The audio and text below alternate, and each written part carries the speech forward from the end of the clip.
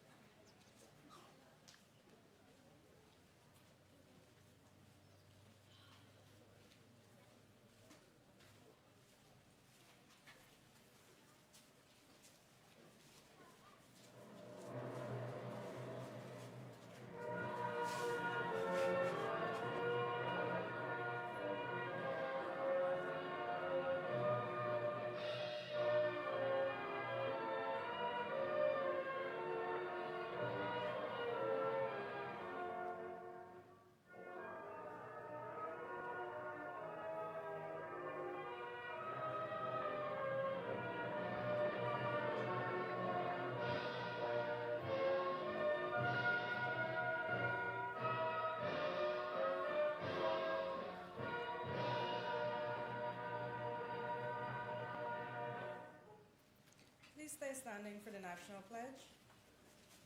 I pledge myself to honor always the flag of Guyana and to be loyal to my country, to be obedient to the laws of Guyana, to love my fellow citizens, and to dedicate my energies towards the happiness and prosperity. Please stay standing for our prayer. I'd like to invite Ms. Shreya Ramnarai from the Anna Regina Secondary School. Let us all bow our heads in prayer.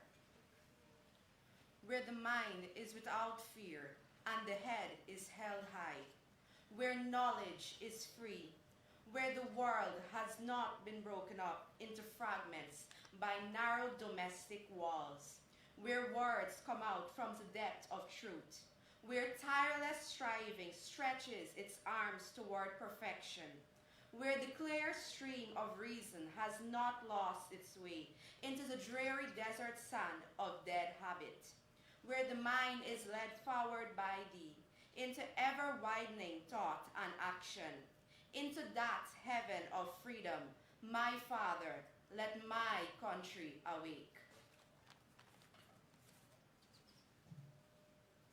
Please be seated.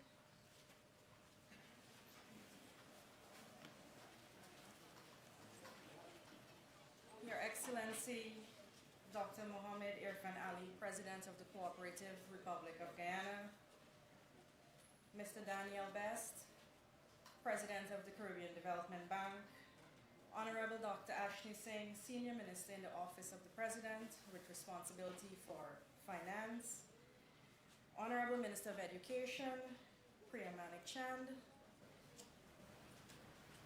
Vice President of the Caribbean Development Bank, Mr. Isaac Solomon, Ms. Anne-Marie Warner, Senior Advisor to the President of the Caribbean Development Bank, Regional Chairwoman of Region Number 2, officials of the Ministries of Finance and Education, regional officials, ladies, gentlemen, our students, especially a pleasant good afternoon to you and welcome to this significant commissioning ceremony of the Early Learners, the Exceptional Learners Center in Cottonfield, the very first facility of this kind in Region 2. Catering to special education needs, it is indeed a pleasure for me to be here in the Cinderella County today to celebrate this important milestone. Special education needs and disabilities have for a long time been a major hindrance to education. As such, the SEND department in the Ministry of Education has been working assiduously to address the diverse learning needs of persons living with disabilities, with the goal of ensuring that education is accessible by providing spaces, resources, and opportunities for our learners. To appreciate the genesis of this project and the work that the ministry has been doing, I wish to invite our first speaker, Dr. Keon Chong, the Assistant Chief Education Officer with responsibility for special needs to deliver his remarks. Thank you.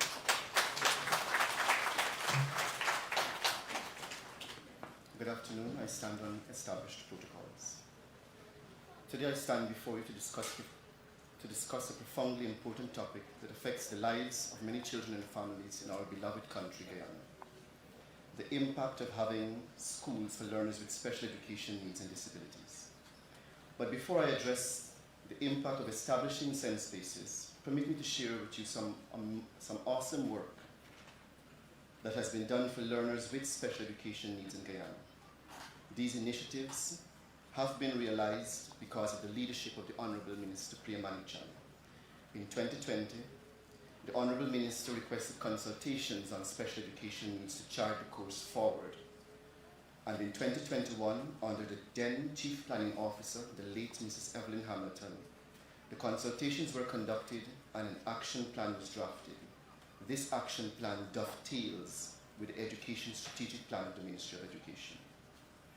The Honourable Minister understands that education is a fundamental right that should be accessible to every child regardless of their abilities. As a direct result of such leadership, Guyana has made significant strides.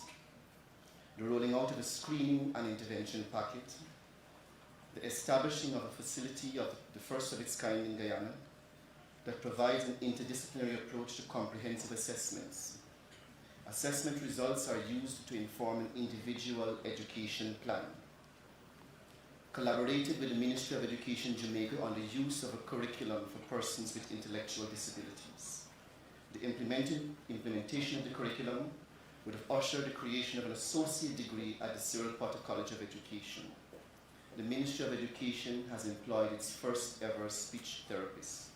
Providing adaptive furniture now sees learners accessing education settings for the very first time. In recognizing that education is a fundamental right, the matter of accessibility was not ignored. Between 2022 and to date, the number of sense spaces has increased from 13 to 27. That includes this one, but does not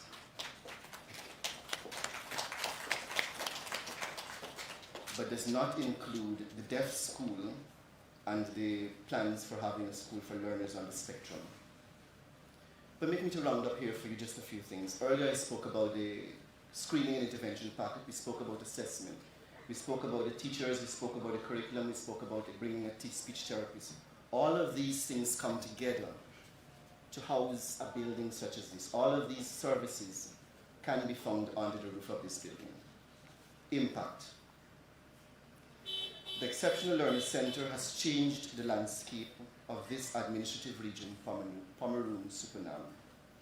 It has added value. This institution is a hub for early intervention for learners on the autism spectrum, for those with intellectual disabilities and those with sensory impairments. For those with intellectual disabilities would be those with Down syndrome, cerebral palsy, Fragile X syndrome, to mention a few. The impact of accessibility. This school for learners with special education needs serves as a lifeline for children who may otherwise be excluded from the educational settings and the experience. Some 30 learners will benefit from this initiative here. Educational opportunities impact. This institution provides an environment tailored to the unique needs of each child, with accommodations that facilitate learning for different categories. Educational opportunities go beyond the physical structure. It encompasses a holistic approach. One, it includes trained teachers. In this school, there are graduates from the Gold SEND program and current SEND teachers in the CPC SEND program, maximizing the success of each learner. There's a specialized curriculum that I spoke about earlier. Supportive devices and services. Every Friday, this school accesses speech therapy services.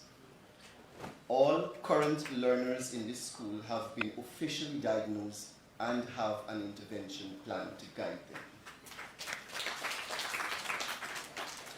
Coming out of this would only be success stories, ladies and gentlemen. In conclusion, This existence of this school for learners with special education needs in Guyana is not a necessity, it is a moral imperative. These institutions transform the lives, providing access to education and opportunities that can change the trajectory of a child's future. And that is exactly what the Ministry of Education, and by extension, the Government of Guyana, is aiming to do. Let us continue to champion the rights of children with disabilities and to work tirelessly to build an inclusive society where every child can thrive. Thank you.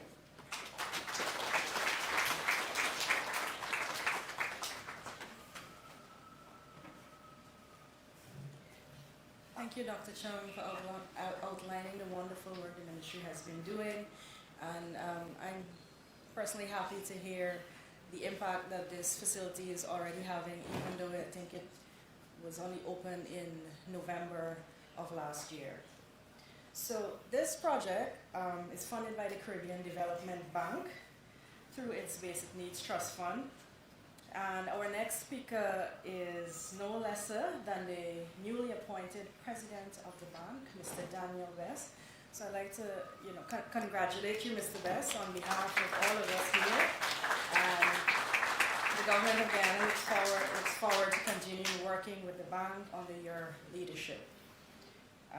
Mr. Best is here on a 3-day official visit, and we look forward to engaging with him over that period. On that note, I wish to invite you to deliver your address.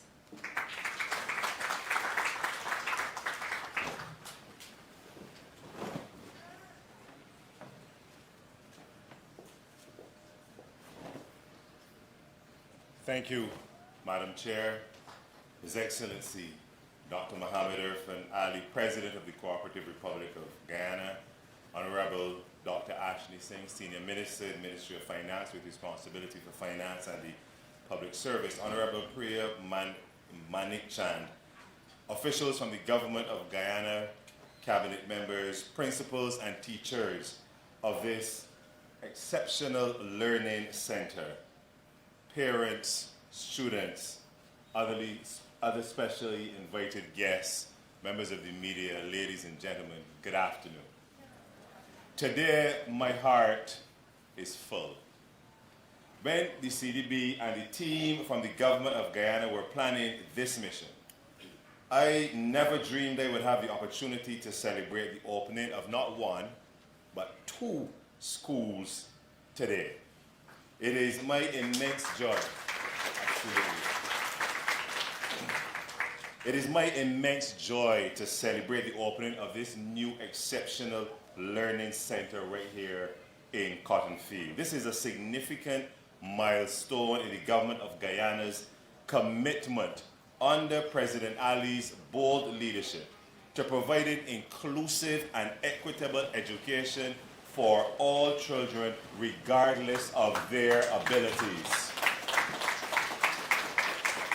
Ladies and gentlemen, education is a fundamental right, and every child deserves the opportunity to learn, grow, and thrive in an environment that understands and supports their unique needs. Today, we are taking a monumental step towards ensuring that children with special needs in this community have access to education and the resources that they rightfully deserve. Projects like these are at the heart of development and the reason that the Caribbean Development Bank exists. CDB, through its Basic Needs Trust Fund program, is absolutely thrilled to be your partner in this journey. At the CDB, a key part of our mission is transforming lives through sustainable, resilient, and inclusive development. These types of interventions and others in communities like Cotton Field help to ensure that development is inclusive and that the country is moving forward together. In many parts of the world, children with special education needs risk being excluded from quality education and social development mechanisms because of scarce resources. The Education Department in Region 2 identified that persons living with disabilities were at a huge disadvantage because the nearest specialized facility was the Special Education Needs Diagnostic Center located in East Coast Demerara. The construction of an exceptional learning center was therefore identified as a priority to cater for this vulnerable group so that early childhood intervention and inclusive education could be provided. The location for the school was strategically selected to facilitate easy access for persons living with disabilities on the Essequibo coast. It is also adjacent to key infrastructure such as hospital, recreational facilities, and government offices. This school, friends, is more than a building. It is a sanctuary of hope, acceptance, and opportunity. It represents our collective dedication to nurturing the potential of every child and empowering them to achieve their potential.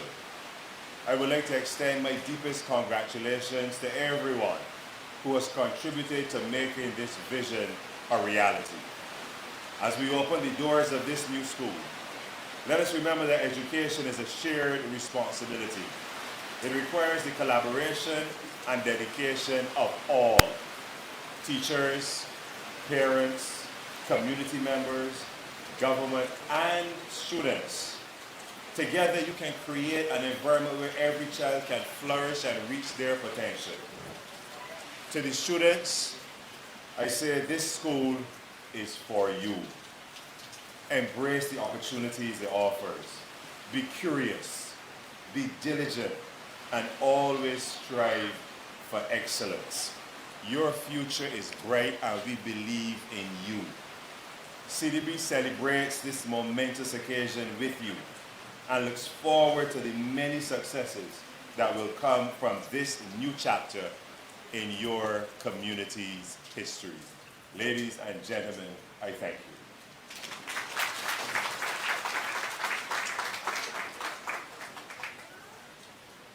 Thank you, Mr. Best, for those profound words.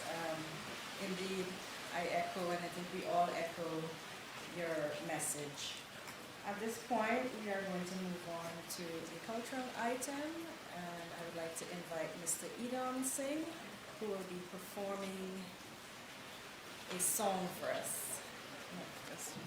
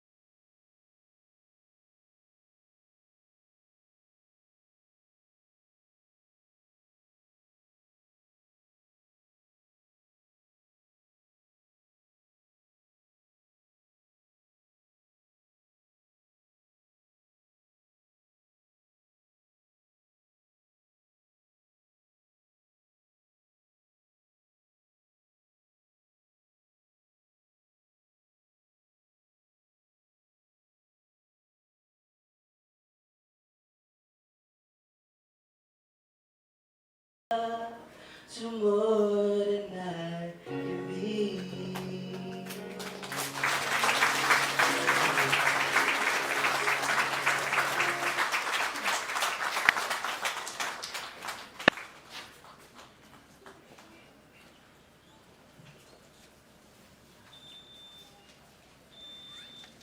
Thank you. Thank you very much, Mr. Singh, for that moving rendition. I think you warmed all of our hearts, and I think we can do better than that and give another round of applause.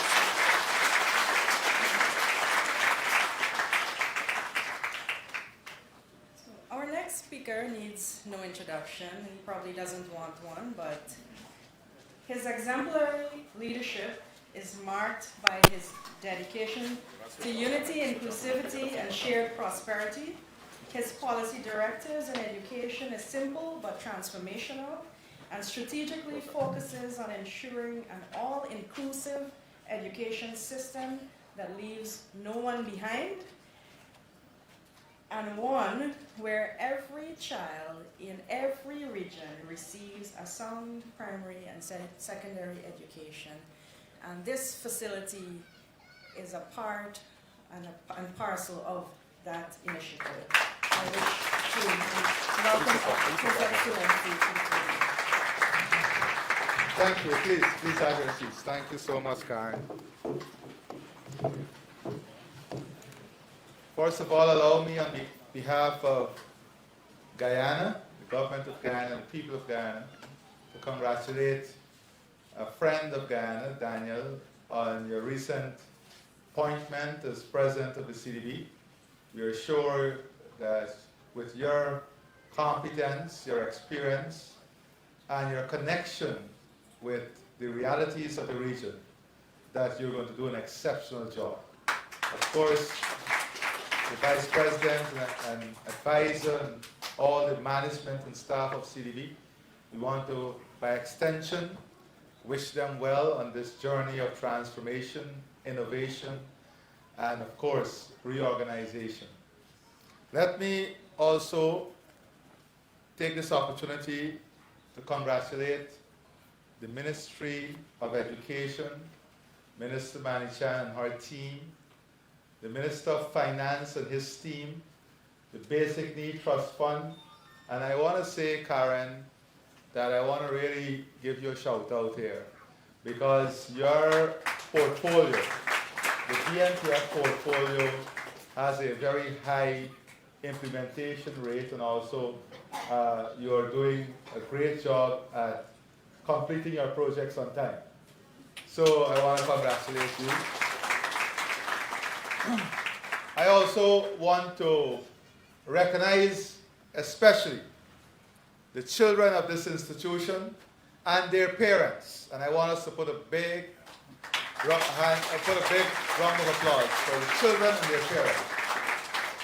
And I want to say to their parents first that we made a commitment to you in 2020 that we understand your commitment to your children. And your commitment to your children can hardly be understood by others sometimes. But I've had the opportunity as president to sit with you and to listen to you and to hear you. I've heard the Minister of Human Services, the Minister of Education, and the leadership sit with you and listen to you and hear about your particular challenges. But today, as we have committed to you, we have shown that you can trust us, not only to listen to your challenges, but to deliver results to you. Today, these beautiful children will have greater opportunities. They will have easier access. They will have the fun cemented in an environment that support learning and support their development. And that is so key. And what about these beautiful teachers? They deserve an exceptional shout out. And I want them to, some of them are here, I want them to stand. And I want us to really give them a big round of applause. And I'll tell you why. I'll tell you why. Thank you. We are on a mission in Guyana today to ensure that all our teachers are trained teachers and they have the opportunity to also be trained graduates free of cost, an investment that we are making.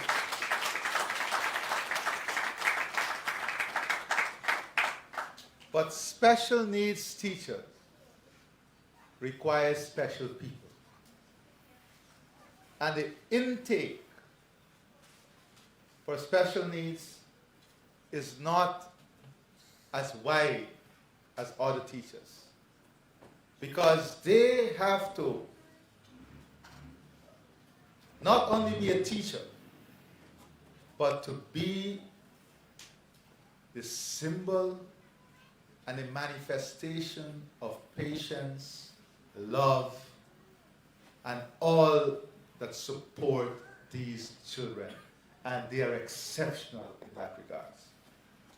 But more importantly, because of the importance we have placed in human capital, an investment in human capital, we have offered these teachers, special needs teachers in Guyana, specialized training, advanced training, and advanced education through our Gold Scholarship Program, where not only degrees and postgraduate degrees and diplomas, but master's degrees can be accomplished in special needs education. And I want to continue to tell you, the teachers of this country, that as our economy continues to grow, your life will continue to improve. And the prosperity will continue to grow. And prosperity for you is beyond material prosperity. It's beyond financial prosperity. Your prosperity is higher and richer because of the work you do. That intangible good that gives you a sense of satisfaction, that gives your conscience an elevated place, is something that you cannot ascribe a value to. And I, as president, want to tell you here and all other teachers in special needs facilities that we value you, we love you, and will continue to support you.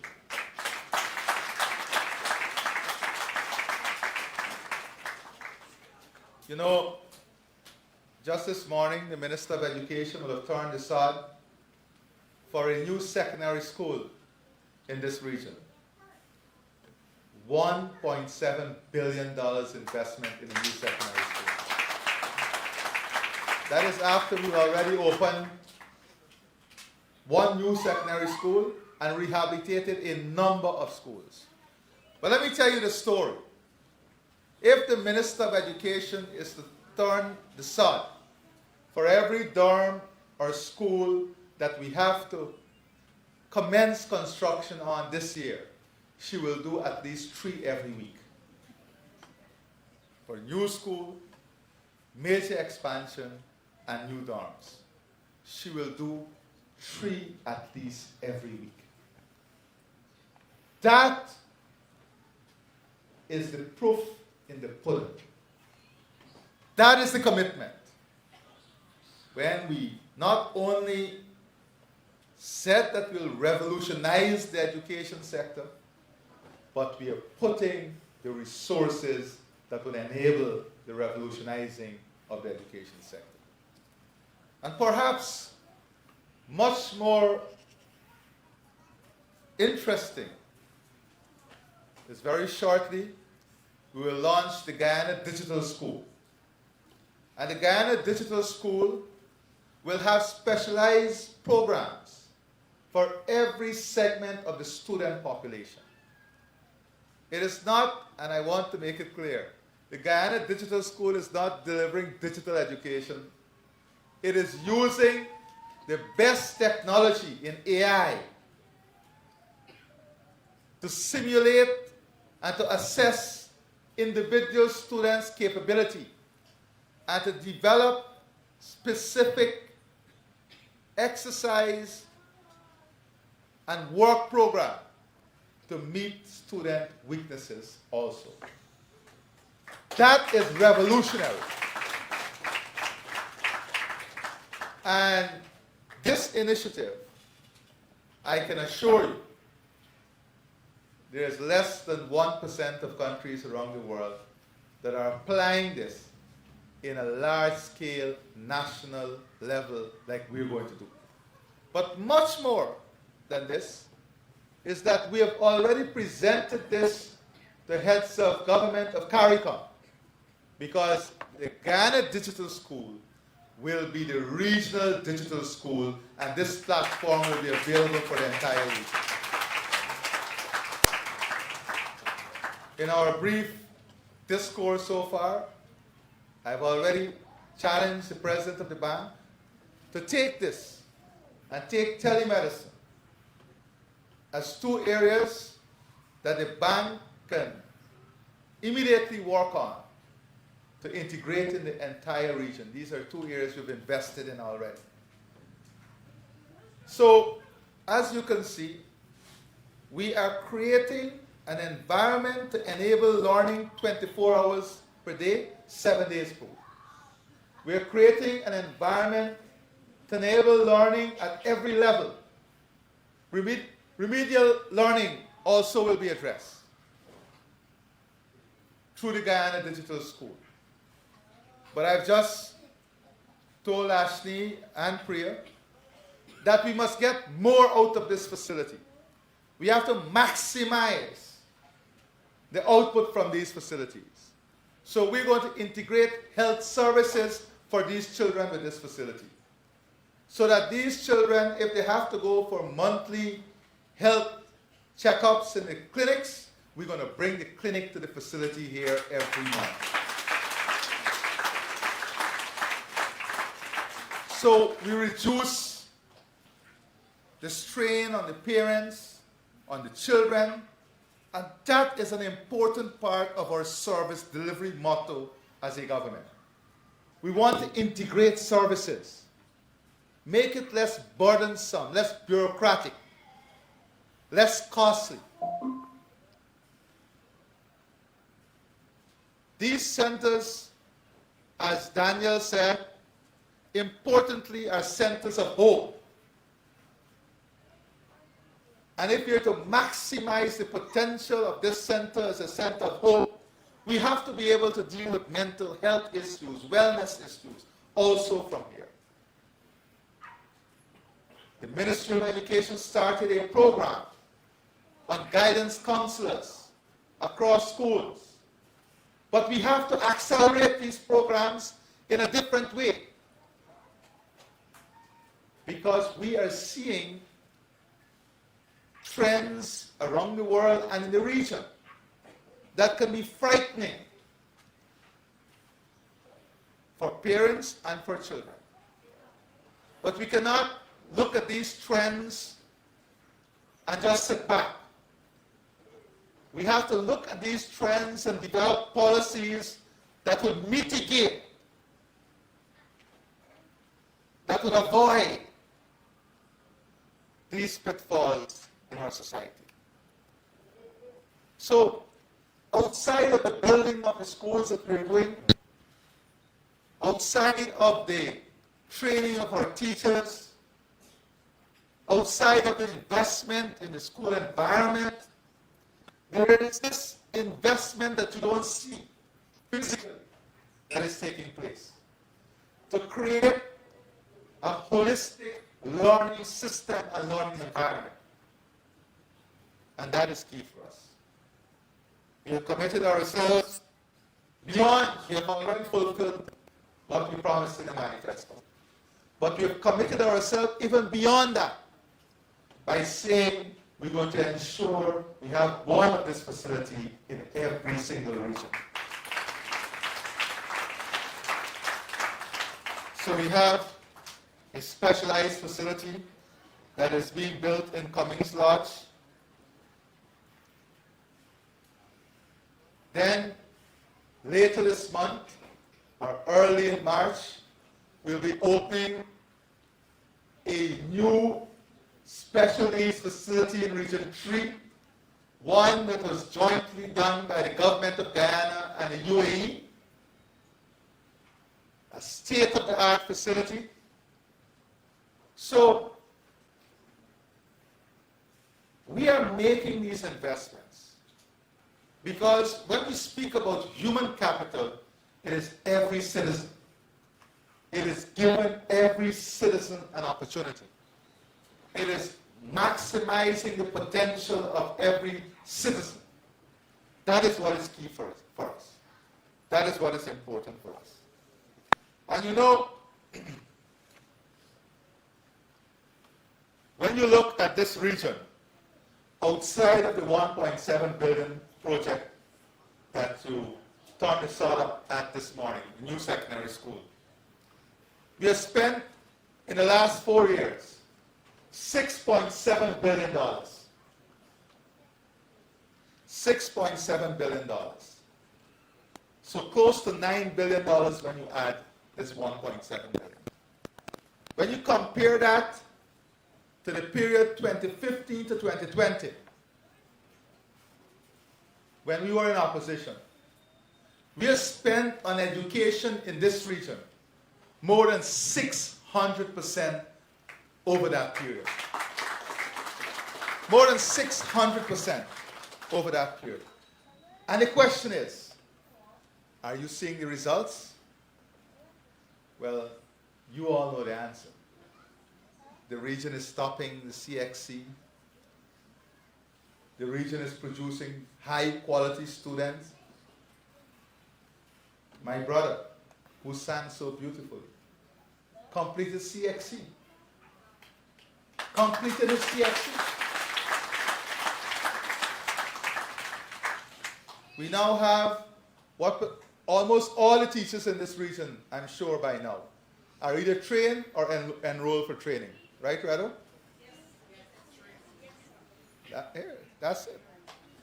All trained or enrolled to be trained. And I can tell you, with the Gold Scholarship Program, a high percentage are trained graduates. Trained graduates. And we're not investing only on the coast. We're investing in the hinterland communities. We are building facilities. And look at what we have done. And you know, sometimes we take these things for granted. If you look at the Because We Care grant, which is a grant we give parents to support their children. This is a grant we gave before we ever found oil, when we were in government. Then a new government came, and with oil, removed the grant. One of the first things we did when we were returned to office is that we gave back that grant to the children. And in the last 4 years, a direct disbursement to your children's pockets in this region, $1.7 billion. Just imagine that. That in the last 4 years, we have transferred directly in your children's pockets $1.7 billion. This year, we have also committed to ensuring that all the schools, every single school, nationally, regionally, we have established a minimum standard for every school. A minimum standard for your recreational facility, your fence, your sanitary facility, your roof of the school, learning aid and material, textbooks, technology, we have, in a holistic way, analyzed the, the comprehensive learning environment. We have analyzed the comprehensive learning environment, and we have set a minimum standard, the first time in the history of our country, and we're investing. We are now investing to ensure every school meet that minimum standard. So it's not just establishing these standards and policies. It's establishing them and then investing to ensure that we meet these standards. So when we say education must be inclusive, and education is the foundation of human dignity, we're not saying it in vacuum. When we say education is a powerful tool in reducing poverty and reducing disparity and inequality, we're not just saying it, we're investing in it. When we say that education is vital for economic empowerment, we're not just saying it, we're investing to ensure it delivers that. It is necessary for securing a brighter future.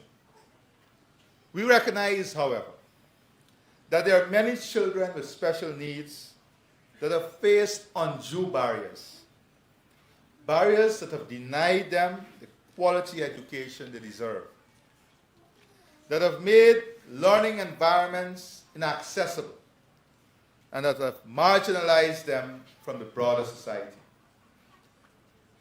That is what we embraced when we developed the manifesto.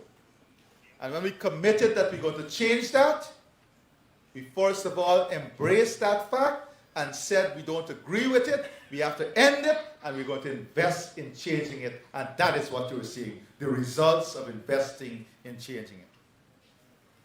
And I want to assure you that we are committed to dismantling these barriers. We are here to give those children the opportunities, by extension, the dignity they deserve. Every child, regardless of their learning differences, deserves the chance to realize their full potential. That is why we're investing significantly in the education sector. Recently, the Minister of Education and the Ministry, collaborating with the private sector would have launched a special pool to help in therapy and rehab. That is the extent to which we're investing. And whilst that is a pilot project, we are already looking to expand that program. For a matter of fact, they are now ready for the second project in another region.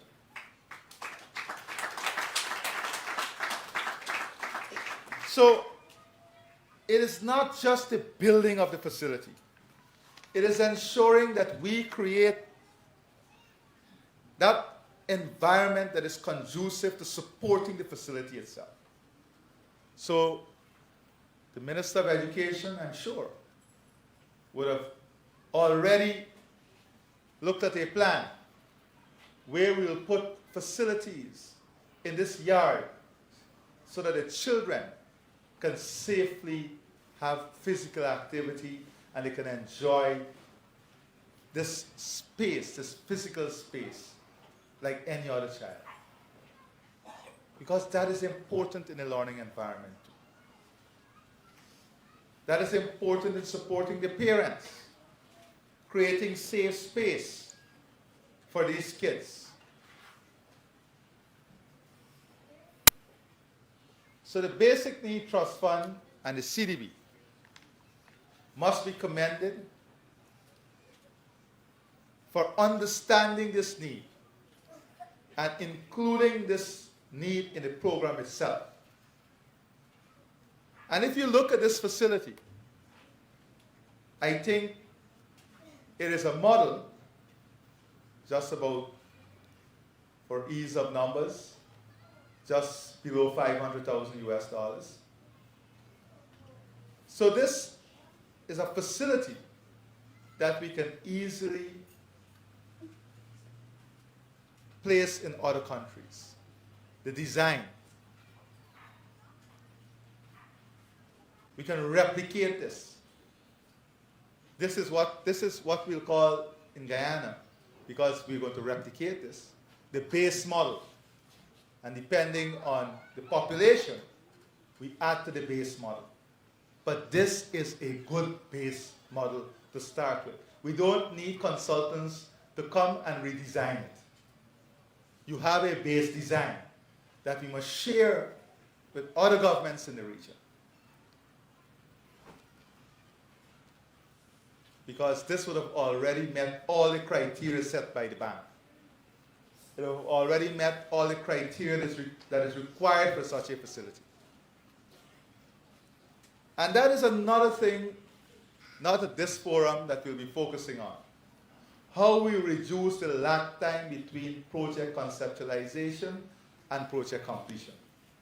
That's a very important thing that we have to do as a country. So as I said, our intention is to expand these facilities all across our country, to every single region. But I cannot close without once again acknowledging the parents, guardians, and families who have long been advocating for greater opportunities for their children. This center belongs to you, to your children, and to the wider community. It is a place where your voices will be heard, where your children will be nurtured, and their potential will be unlocked.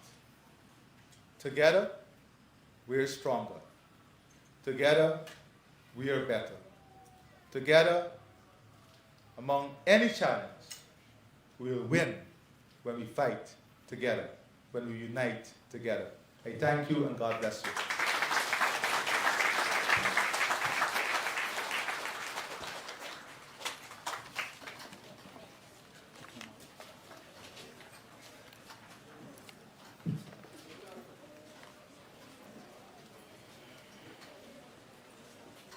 Thank you, President Ali, for sharing with us the exciting, meaningful, innovative initiatives that are being aggressively rolled out to benefit all of our children.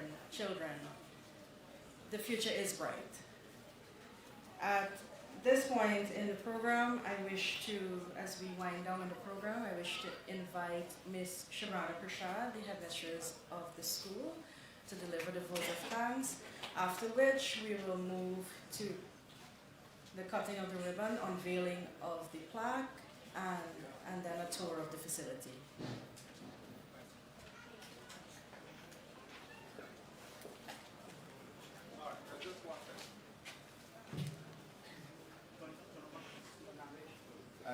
I just want to make one announcement, because this is something we spoke about in December, Ashley.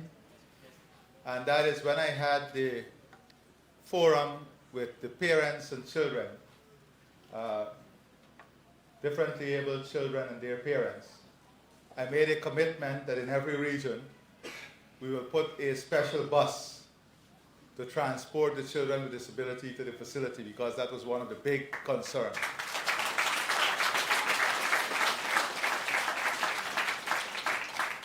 We have put aside resources in the budget, and before the end of this month, the Minister of Finance will ensure that you got your bus here to transport these children.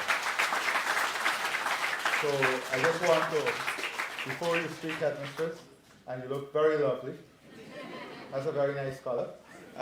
Before you speak, I just wanted the parents and children to know that We will start in Region 2 this year, and you will have that bus to take care of the children. Thank you.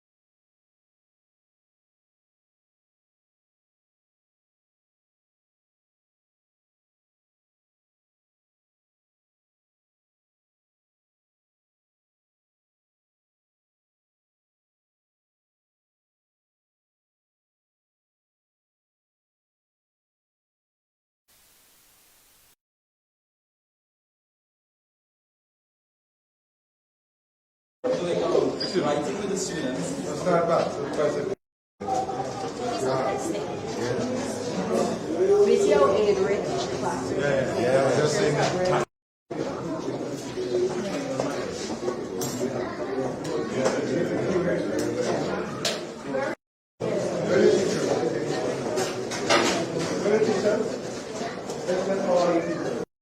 So we're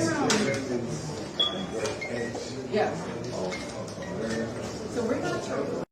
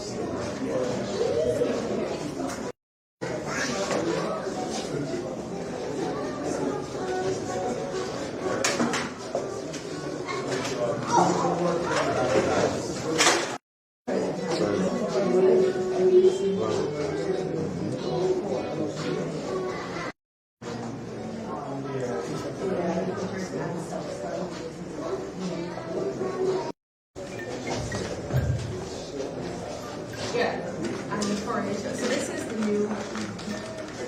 Let's focus on the speech improvement. For now, we just focusing on primary. So right now, we that will enhance the fine motor skills. So like we have the basic word, and also we have different blocks. So the fine motor skills forcing them straight into non.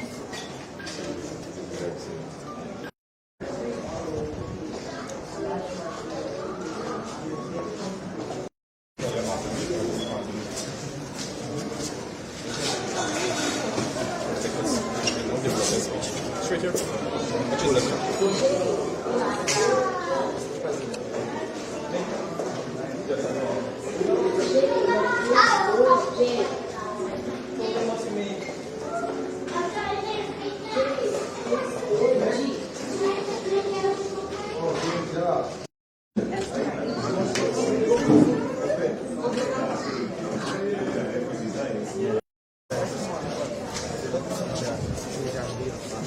They got about 40 minutes more on the program sheet.